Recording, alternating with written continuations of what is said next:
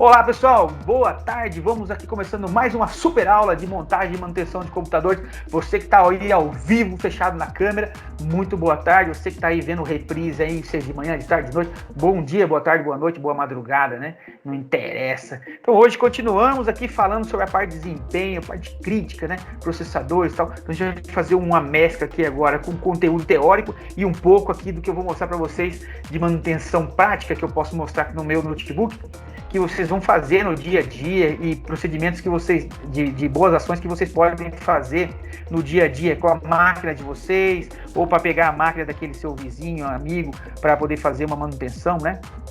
Então vamos lá, eu vou colocar aqui, eu fiz uma atrapalhada aqui no meu computador, instalei o Wondershare aqui, PDF Element, para trabalhar com os PDFs aí para um amigo meu, e ele bagunçou total aqui a minha tela, mas eu achei aqui uma modo de apresentação. Vocês estão vendo aí a CPU, barramento e clock interno? Sim, sim.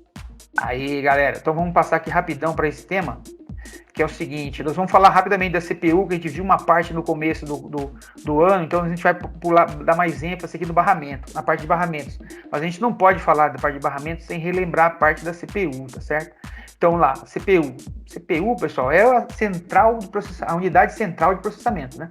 E é o que é responsável, faz toda a gestão de todas as atividades ali do computador, todas as instruções passam ali, o que é para ser feito, o que é para não ser feito, o que é para deve ser concluído, o que não deve ser concluído. Também dentro da CPU está a unidade lógica e aritmética, ALU aqui, ó, Arithmetic Logic Unit, unidade de controle, perdão, tem um errinho aqui, e os registros e as linhas de comunicação internas. O que são as linhas internas, esses barramentos, pessoal? Os barramentos, pessoal, são as trilhas, os caminhos onde todas as peças se conectam dentro da placa do computador, da placa-mãe.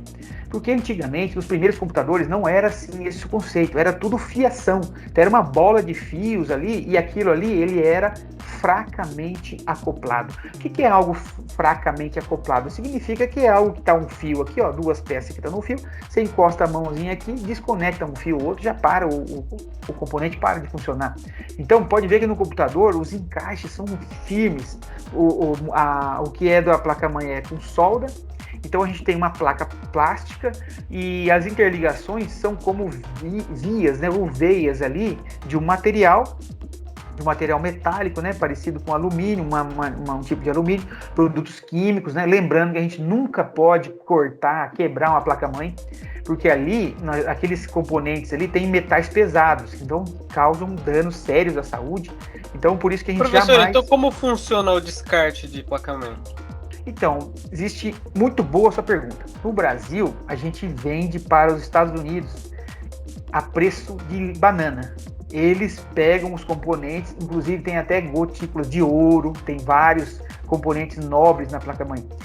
Qual que é o problema, pessoal? Para fazer a indústria, para fazer a reciclagem, no Brasil não tem nenhuma. O Brasil faz os fardos assim de plaquinha e despacha para fora. Aí é zoado, mano. O Brasil poderia estar ganhando um dinheiro bacana com esse tipo de coisa. Sim, mas sabe por quê? A indústria que faz isso, ela é multibilionária, é caríssima. Porque quando no processo de assembly, que é o processo de você desconectar, desmanchar a placa, gera fumaça, né? Sai fumaça, sai poeira, e são componentes extremamente tóxicos e cancerígenos. Então, se a gente coloca... Porque assim, ó, para tirar aqueles componentes, tem que aquecer eles, para diluir o metal ali, o alumíniozinho, a soldinha, para você conseguir tirar. Nisso gera produtos químicos no ar. Então tem que ter câmaras preparadas para isso, os funcionários ali tem que ter toda uma roupa similar à roupa de astronauta. E você tem que ter oxigênio para você ali nas suas costas. Então é muito caro. Então ainda não tivemos a oportunidade de ter uma indústria 100%, reciclando 100% aqui no Brasil. Mas realmente vende-se muito barato e esse componente vai para o exterior e volta a preço de ouro, vai a preço de banana e vem a preço de ouro. Então, Basicamente é isso. Então, muito cuidado, pessoal. Nunca quebre uma placa dessas eletrônicas, assim, nunca quebre, nunca serre, jamais serre ela. Porque assim, ó, não é igual o caso lá do contaminação que teve lá na história, lá em Goiás, lá em Brasília, né? Não é aquilo lá, com o Césio 137. Não vai acontecer isso. Mas vai acontecer numa condição, numa substância tão pouquinha, que vai te deixar doente depois de 10, 15, 20 anos, e aí a pessoa nem sabe, nem lembra o que aconteceu, nem se recorda, né? Então esse é o problema. Então, os barramentos são como se fossem cabos que interligassem os componentes. Só que como que ele está como uma veia dentro da placa, ele está conectado e soldado, se você balançar, se tremer, se deixar cair numa altura baixa, não vai desconectar. Então, isso se chama acoplagem forte. Acoplagem fraca é uma acoplagem que você encosta o dedo, dá um peteleco ali e você desliga. E a acoplagem forte é aquela que está conectada ali, igual o processador. Para você tirar o processador, tem aquela alavanquinha do lado. Se você não puxar aquela alavanquinha, ele não sai de jeito nenhum. Se você tirar, sem tirar aquela alavanca para soltar aquela trava do lado, você estoura ele.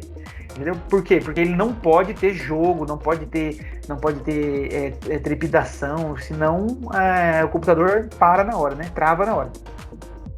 Então, o barramento, pessoal, quando a gente fala bus, bus é abreviação em inglês de barramento, tá bom? Então, essa é a ideia. Então, a gente vai ter alguns barramentos. Barramento local, barramento de sistema, barramento interno ao processador, e são os caminhos que permitem o transporte de dados. Então, desses barramentos, os sinais elétricos que o processador manda para a memória, eles vão por esses barramentos. E da memória para os outros itens, assim como o HD, vai por esse barramento. Aí chega naquela acoplagem ali, né? E tem toda uma gestão de entrada e saída para todos os dispositivos que é feito pela CPU. Né? A CPU que faz toda a gerência de tudo isso aí, para que tudo flua de uma forma que não deixe choque entre as informações e você acabe ficando sem ter a informação precisa, né?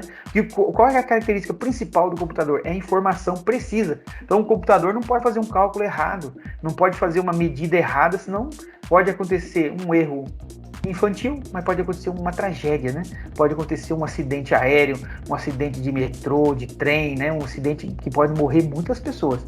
Então, por isso que o computador precisa toda essa precisão. Não é por uma questão mera de tecnologia, de beleza, de evolução do ser humano. É porque é a responsabilidade. O computador vem para tirar o processo repetitivo da mão do ser humano, que é lento, que é sem qualidade, porque o ser humano ele não é uma máquina, ele sente dor, ele sente fome, ele sente medo. Então a gente vai colocar alguém que não tenha sentimentos para fazer alguma coisa, porque esse item que não tem sentimento, tendo energia elétrica, ele está funcionando lá, a gente vai ganhar em qualidade, em rapidez, produtividade, né? Então essa é a ideia do computador, fazer o nosso dia a dia ser mais ágil, mais rápido, né? Mais eficiente, né? Então essa é a ideia. Bom, os padrões de barramento, os principais são aqui o ISA, tem a abreviação aqui, pessoal, ó, Industry Standard Architecture, arquitetura industrial padrão, padrão de arquitetura industrial. Tem aqui o MCA, o Microchannel Architecture, o EISA, o EISA também, esse aqui é bem popular, né? Extended Industry Standard Architecture. E o VLB, o VESA Local Bus, esse também aqui ó, é bem comum. A gente tem aqui os mais modernos, são os mais antigos, né? No lugar do ISA, hoje tem o PCI, ó, Peripheral Component Interconnect. Então aqui, pessoal, olha só, o PCI, você vai ver, as placas PCI são as placas mais novas de rede e de vídeo. São placas que elas são menores e tem um encaixe menorzinho. A ISA, são placas um pouco maiores, tem um encaixe um pouco maior. Então qual que é a diferença, pessoal? A diferença é que esses barramentos aqui, por serem mais modernos, eles carregam mais informação e mais rápido do que esses aqui. Então aí ganha-se no geral no desempenho do equipamento, né? Então aqui é um exemplo do PCI, ó. É esse conector aqui, ó, fica na placa-mãe. O conector do ISA, ele é preto e maior, não tem essa divisão aqui, ó. Ele é só um barramento igual essa parte aqui. Foi criado inicialmente pela Intel os dados são 64 bits. Aqui está a diferença, porque as placas de rede, as placas de vídeo, PCI, são mais rápidas, porque elas têm uma conexão com a placa-mãe 64 bits. As do modelo ISA e esse MCA, todas essas aqui, elas não são 64 bits. Acho que, se não me engano, chega no máximo 32. Então, quem criou esse padrão foi a Intel, depois as outras vão fazendo parecido, né, para não dizer copiando, porque é muito sério para falar que é copiado, né, mas no final das contas acaba sendo isso. Então, foi desenvolvido na época do Pentium e para o Pentium Pro, que foi aí a metade da vida do Pentium Pro, depois da linha Pentium da Intel, que ela deu esse nome para a linha de processadores. Depois do Pentium Pro vem outros processadores até chegar a esses que a gente está aqui, né? Então ela é mais rápida e mais barato, né? E se ela tem 64 bits, tem alto desempenho, né? Aqui o barramento AGP, pessoal, é para o vídeo, é esse barramento aqui, ó. Aqui é o PCI. Aqui, ó, é um barramento para vídeo. Então ele consegue ser 2 vezes mais rápido que o PCI e consegue levar mais qualidade de vídeo para monitores, né? Monitores que são... Como foi aqui quando começou os monitores de... não é de LED, são agora, né? Antes do LED era o que mesmo? Esqueci o nome agora. Era o... Os IPS LCD? Isso, LCD. Ficou os primeiros monitores... Hoje em dia é o OLED, né? Já cada pixel tem a própria luz. Exato, e agora 4K, 8K, né? Então ele está desenvolvendo aqui e tem que absorver essa necessidade, né? Nas demandas por vídeo de alta qualidade, né? Bom, e por último, pessoal, o USB, né? O USB agora está no 4.0 já. O mais popular é o 3.0, né? O 2.0 é bom. Tem uma diferencinha entre velocidade deles, né? Mas o USB, ela é responsável por matar aí, né, pessoal, o disquete, né? O USB veio para colocar morte nos disquetes. E aí com a criação dos pendrives, né? Isso veio também, pessoal, mas o pendrive hoje, ele é mais sociável, né? Mas o pendrive no começo, ele era muito ruim, porque o pendrive, as pessoas traziam vírus, né? Traziam vírus e colocavam. Então hoje isso acontece com menor recorrência, mas acontecia muito isso daí. Eu trabalhei numa faculdade uma vez, o cara levou um pendrive, tinham colocado ali um vírus bomba, sabe? O vírus, depois que ele era instalado, todo pendrive que se colocava lá, ele queimava o pendrive, olha só, que doideira. O cara colocou um vírus no computador lá e queimou o pendrive. Hoje em dia dá para recuperar qualquer pendrive, né? Na próxima aula eu vou mostrar para vocês como que recupera o pendrive. Aquele que coloca lá morreu, não reconhece mais, não deixa formatar mais, vou mostrar para vocês que dá para a gente recuperar. Vou mostrar na próxima aula. Bom, os barramentos aqui, pessoal, para a gente ter uma noção, né? Então, são as trilhas, aquelas linhas de metal que tem dentro, que fica ali, como se fossem veias ali na placa-mãe, né? Então, eles estão ali e servem para conectar. Olha só, placa-mãe caríssima e uma placa-mãe baratinha. Qual que é a diferença? A quantidade de metal que a gente tem aqui, a qualidade do metal. Então, se a gente tem aquela placa que custa 10 vezes o valor daquela placa mais barata, é porque fatalmente ela tem mais produtos aqui, maior, a gestão dela é melhor, o chipset que faz a gestão de tudo isso aí é mais evoluído, tem um algoritmo mais avançado, né? Então essa é a verdade. É a mesma coisa que você pega um carro 2.0 e pega um carro 1.0. Você vai olhar o motorzinho é menor, aí a capacidade dele é menor, a velocidade é menor, né? E o carro que tem uma potência maior, então ele vai ser mais rápido, ele vai ter mais eficiência, vai correr mais, vai fazer curvas em alta velocidade. Então essa é basicamente a diferença entre as placas, né? Placa baratinha e a placa mais cara. Aqui ainda sobre barramentos, ó, a gente tem que ter uma noção também, pessoal, de metodologia escravo e servidor, né? Aí eles falam master e slave aqui. Então o que seria isso? O dispositivo master, ele tem prioridade, ele é o principal. E o slave, ele serve quando ele é chamado. Então, assim, esse escravo aqui, pessoal, não remeta para a visão do escravo lá, né? O master aqui, ele vai ser aquele, por exemplo, eu tenho 2 HDs, um é master e o outro é slave.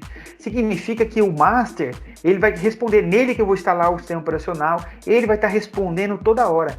E o slave vai ser aquele que vai responder só quando eu tiver necessidade. eu preciso criar uma pasta, eu vou lá, crio nele e tal. Entendeu? Isso assim essa analogia ela é usada lá atrás, foi criada lá atrás com base na própria história humana, mas não tem nada a ver com isso, tá bom? A gente tem que colocar um ponto final nessa história aí, porque o que é importante é o respeito, né? Então, se a gente se respeita hoje, a gente deixa lá para a história esses problemas, que as pessoas que fizeram as maldades lá, elas não estão aqui mais hoje. Então, o que a gente precisa ter consciência e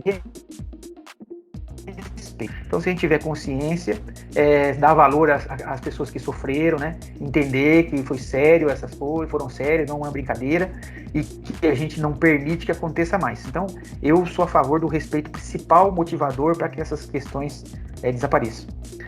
Então, vamos lá. Um exemplo aqui, CPU, ela, por exemplo, controlador de disco, como eu falei, né? A parte de memória também, todos os dispositivos, sempre quando tem dois iguais, eles têm que ter endereçamento diferente, porque senão daria pane, né? Se tiver o mesmo endereçamento, se tiver mesma configuração, o computador não vai saber diferenciar quem é quem, né? Então seria mais adequado, em vez de falar mestre e escravo, que é o master e slave ali, mestre e escravo, seria primário e secundário. O HD primário é aquele que está o sistema operacional, que está tudo ali. O que é o secundário? É aquele que está ali com um apoio, com possível necessidade de demanda, precisa de espaço, precisa de alguma coisa, tá certo? Então é basicamente isso. Então a gente tem a ligação também, dentro das ligações, pessoal, a gente tem que ter uma outra questão de buffers. O que é o buffer? Uma área de armazenagem para você salvar uma base de comandos. Então, quando todos os dispositivos eles precisam enviar sinais, ele tem que ter uma área para armazenar esses sinais, porque não dá para ficar mandando tudo de bate-pronto. Então, tem hora, um momento que der um congestionamento, o chipset vai falar, olha, memória, dá uma segurada aí, porque está sobrecarregado. O processador está trabalhando no talo aqui, ó, dá uma segurada aí. E aí a memória tem que ter uma área para ela e vai empilhando. Ó, tô mandando cartas para você. O carteiro vai sair, mas ele não pode sair agora. Então o que ele vai fazer? Ele vai empilhando as cartas numa sequência. E aí quando ele pode trabalhar de novo, aí ele, opa, peraí, parei aqui. Eu já empilhei 10 cartas aqui. Então tem que começar com essa primeira aqui que eu empilhei primeiro, vou sair entregando ela. Então é basicamente assim. O carteiro chega na sua rua, lá tem um cachorrão lá na rua, lá solto lá. O que ele vai fazer? Ele para e fica lá, ó. Ele tá em buffer ali, ó. Ele está ali com a informação parado, mas não pode entregar porque tem algum obstáculo ali, é um cachorrão. O dono foi lá, prendeu o pitbullzão lá e ele pega e vai e começa a entregar de novo, certo? Então, uma analogia assim, bem simples, até bobinha, mas é que nos mostra aí a realidade, porque de verdade é isso que acontece dentro da máquina, né? Obviamente, numa velocidade patafúrdia, numa velocidade incrível, sinais elétricos impossíveis da gente imaginar a velocidade disso, né, pessoal? Mas são fenômenos aí naturais descobertos pelo ser humano, né? Isso nos mostra que o ser humano não está totalmente perdido, temos chance ainda. Sempre haverá chance de um mundo melhor, de pessoas melhores, né? Não podemos deixar de acreditar nunca, fazendo aqui um atalho rápido, né, da vida tecnológica para a vida real. Então, existe também, ó, arbitragem, ó, pessoal, tem o árbitro do Campeonato Brasileiro lá, não, a arbitragem em alguns momentos, a arbitragem vai falar quem vai primeiro, quem chegou primeiro vai primeiro, quem chegou por último vai primeiro, quem chegou primeiro vai por último, então existe a arbitragem em alguns momentos para definir quem vai passar primeiro, quem vai ser o segundo, quem vai ser o último, né, para não ter dor de cabeça ali, não ter choque de informações, para não ter travamento, né. Bom, existe a arbitragem centralizada e a descentralizada. Então, aqui no caso, ó, nós estamos falando de um dispositivo que ele vai estar ligado junto com os outros. Essa vai ser a função dele. Vão chegar várias instruções vindas da memória. Que é algo que foi trabalhado lá na memória RAM.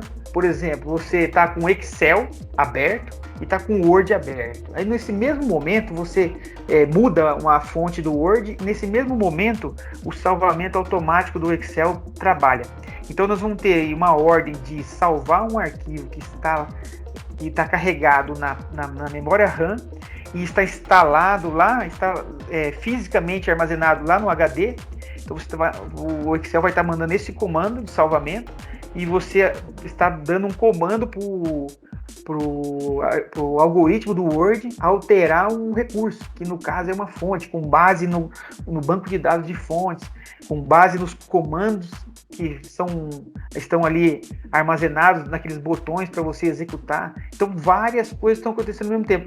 E muitas vezes a gente tem a sensação que acontece ao mesmo tempo por causa dessa arbitragem. Ela tá ali e fala, putz, esse aqui chegou numa mini fração de segundo primeiro, então ele tem que ser primeiro. Em algumas situações o primeiro é primeiro, em algumas situações o último tem que ser o primeiro. Então, por isso que temos a arbitragem centralizada e a descentralizada. Pessoal, isso vem de muitos anos de desenvolvimento dos computadores, né? Bom, o que são as interrupções, pessoal? Interrupções são para dispositivos de entrada e saída de comunicação. Então, a gente tem lá, por exemplo, a placa-mãe, ela conecta com a placa de vídeo, placa de rede com fio, né? E a placa de rede sem fio. Então, a gente tem que ter interrupções para a gente saber qual porta aquele recurso está falando. Então, esse recurso tendo uma porta, significa que ele tem um endereço.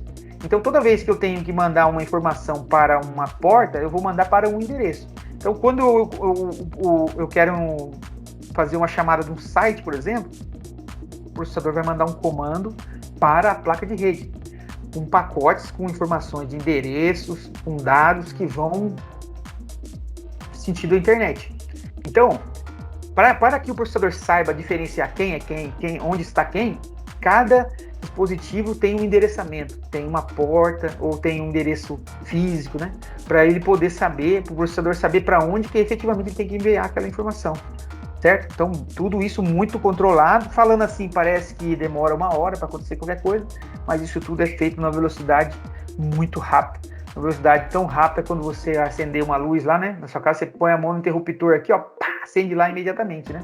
A luz também é muito veloz também, então você tem esse fenômeno aí, né, de velocidades aí naturais, né? As velocidades aí dos aviões, né? Tem lá o Mach 3, né? Velocidade do som. Já viram um vídeo no YouTube de aviões militares quebrando a barreira do som? Que maluco que é! Coloque no YouTube pra vocês verem lá, aviões quebrando a velocidade do som. Ele vai voando assim, eu já vi localmente, pessoal, dá um surdão assim na sua cabeça, ó, bum, não escuta mais nada. Aí passa alguns minutos, volta, assim, o seu ouvido abre, assim, ó. E ele parece que fica uma nuvem nele, assim, ó. E ele faz um barulhão assim e ele, nossa, é incrível. Eu já fui nesses eventos aí da aeronáutica e é muito, muito top. Quando vocês tiverem oportunidade, vão. Bom, as interrupções são, então, de hardware, de software e de exceção, pessoal. Por que exceção? Porque não é padrão, né? Tem recursos, software de muitos tipos, né? Então a gente tem aqui também a IRQ, ó, é requisição de interrupção, ó, canal para conectar com o periférico. Então o IRQ aqui vai ter um modem, vai ter o IRQ, a impressora, né? E o controlador de interrupção, ó, PIC. Esse cara aqui é responsável pelo encaminhamento das interrupções dos periféricos para o processador. A impressora manda, a impressora recebe uma informação.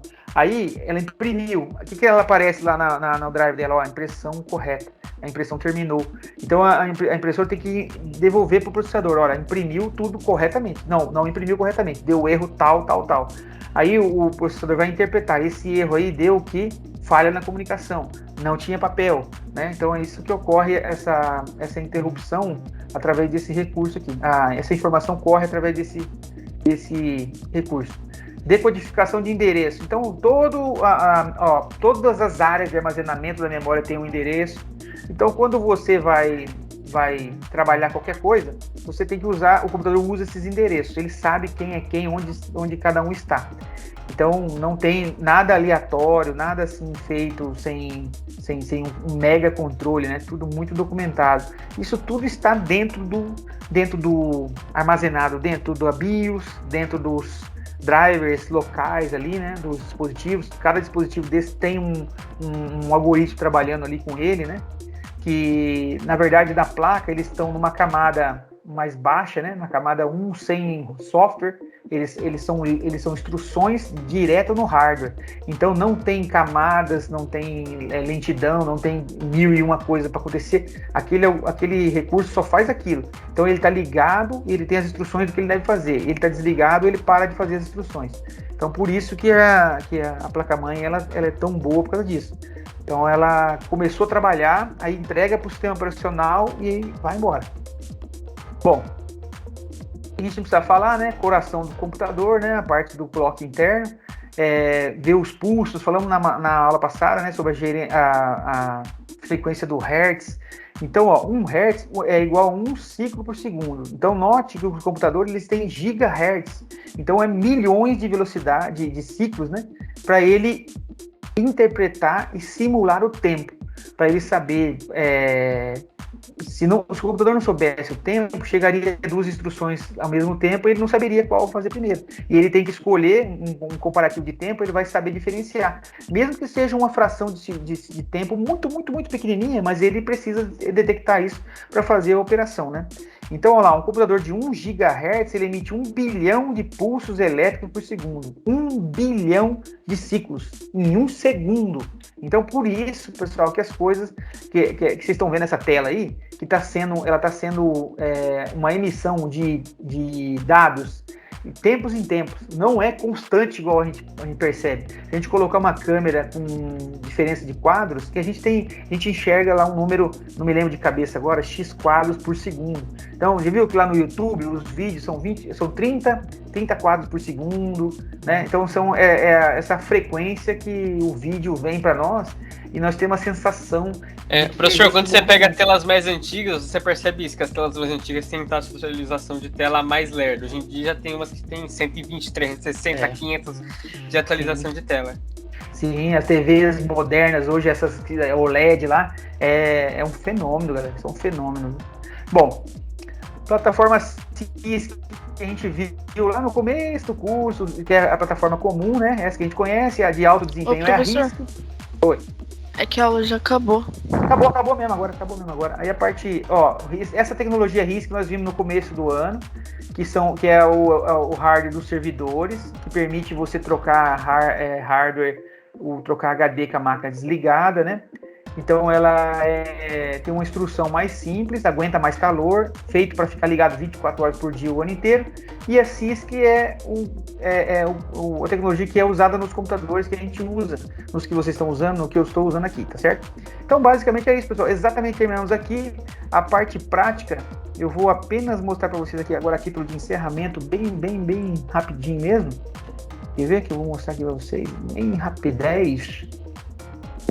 Professor, que eu acho que a outra aula já está começando. Não, pessoal, pode ir saindo já. E eu vou encerrar já aqui. Pode ir saindo, tá bom? Eu vou só mostrar aqui o que eu vou mostrar na próxima aula. Bom, vou encerrar já aqui. Vou mostrar algumas coisas que eu vou trabalhar aqui na minha própria máquina, né, para vocês terem uma noção. Windows Update, configuração de data, hora, modelo do teclado, essas coisas só, tá bom? Mas na próxima aula a gente continua aqui e eu vou mostrar tudo isso para vocês. É isso, pessoal. Chegamos mais um fim de uma aula de montagem e manutenção de computadores. Falamos aqui rapidamente sobre processadores, barramentos. E na próxima aula vamos falar de recursos mais avançados, como a necessidade de atualização dos drivers de vídeo, imagem, rede, né? Vamos ver a parte do sistema, configuração de memória e tudo mais. Tá certo? Então é isso aí, foi muito legal mais esse encontro aqui, todos nós. Quero desejar aí tudo de bom para vocês, deixando um abraço abraço quentinho, né? Como é que é lá do Frozen lá, né? Abraço quentinho. Poxa, eu nunca vi uma despedida tão fraca igual essa, tão chata. É isso aí, pessoal. Até a próxima aula aí, um abração a todos, tchau. Tchau, professor. Tchau, professor. Obrigado pela aula. Valeu. Agora eu vou parar a gravação.